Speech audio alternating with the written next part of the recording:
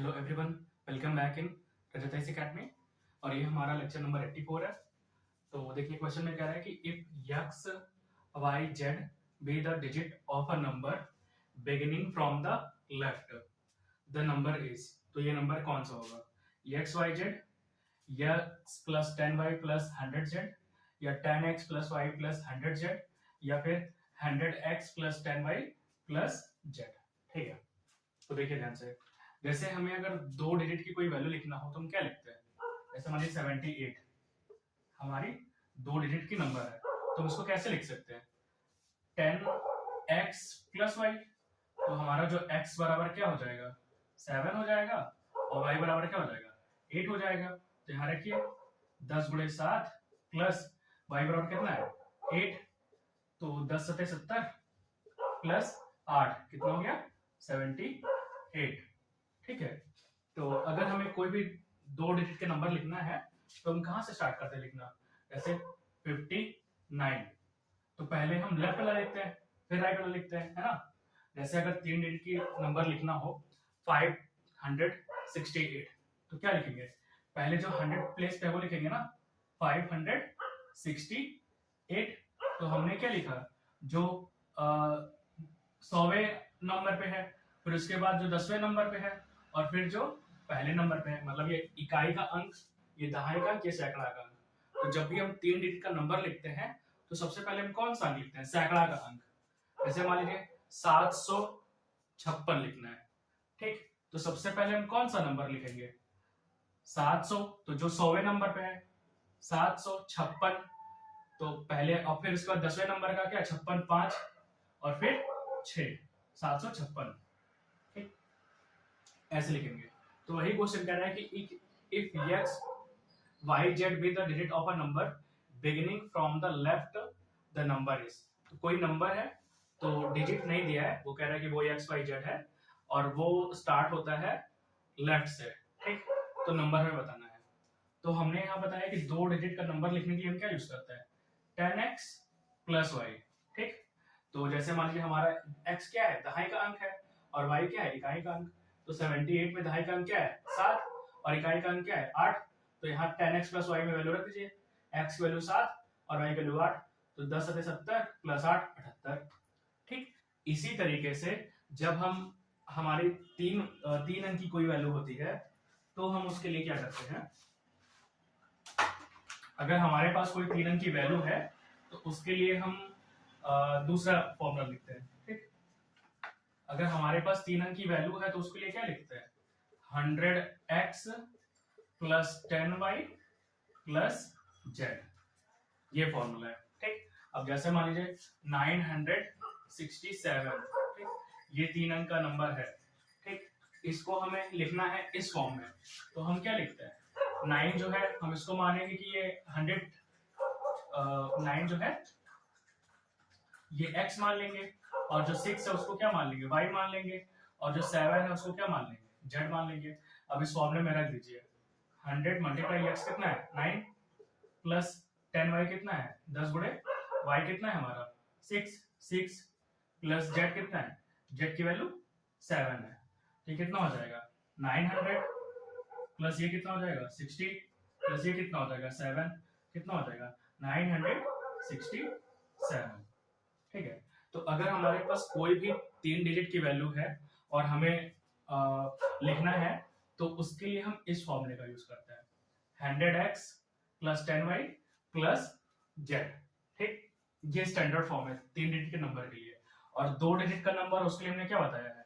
10x plus y, ये बताया था। और अगर हमारा कोई नंबर है तीन डिजिट का तो 100x plus 10y plus z, ये रखते हैं। अब मान लीजिए दो डिजिट की कोई नंबर है 57, तो हमें नंबर नहीं पता है तो हम उसका फॉर्म क्या लिखेंगे? 10x plus y।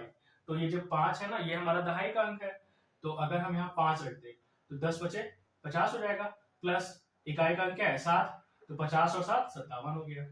ठीक, तो इसको हम इस फॉर्म में लिख सकते हैं। ऐसे ही अगर हमारा कोई तीन डिजिट का नंबर है जैसे 756 है, तो इसको हम किस फॉर्म में लिख सकते हैं? इस फॉर्म में लिख सकते हैं, ये जो फॉर्म है। ठीक, जैसे 7 क्या है? सैकड़ा का अंक है। 5 क्या है? दहाई का अंक है। और 6 क्या है, इकाई का अंक है, मतलब ये यूनिट डिजिट है, ये 10 डिजिट है और ये 100 प्लेस का डिजिट है। ठीक, तो अब इस फॉर्मूले में रख दीजिए 100x plus 10y plus z।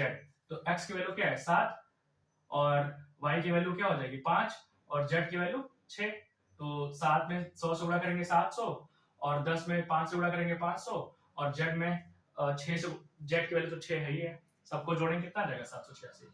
इसका मतलब कि स्टैंडर्ड फॉर्म हमारा क्या है, ये है। तो वही कह रहा है क्वेश्चन में, if x, y and z be the digit of a number beginning from the left। तो जब भी हम कोई नंबर लिखते हैं तो क्या लिख सकते हैं, लेफ्ट से स्टार्ट करते हैं। जैसे 856 लिखना हुआ तो पहले हम लेफ्ट में लिखते हैं, फिर राइट में लिखते हैं, फिर राइट में लिखते हैं, है ना। लेफ्ट से स्टार्ट करते हैं और राइट में लिखते हैं। तो ये कह रहा है beginning from the left the number is, तो नंबर वो कौन सा हो जाएगा, तो नंबर हमारा हो जाएगा डी, ऑप्शन सही हो जाएगा। ठीक है, यहां लिखा है ना 100x plus 10y plus z। ठीक है, अब देखिए हम इसको रफ कर देते हैं।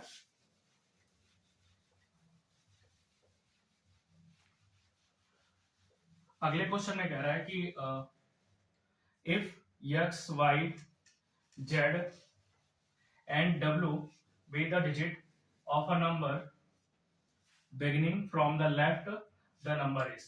तो अब इसके पहले में क्या था, x, y, z था, लेकिन अब हमें w भी दे रहा है, चार वेरिएबल्स दे रहा है और फाइंड आउट करना है कि इसका स्टैंडर्ड फॉर्म क्या होगा अगर वो लेफ्ट से स्टार्ट होता है तो।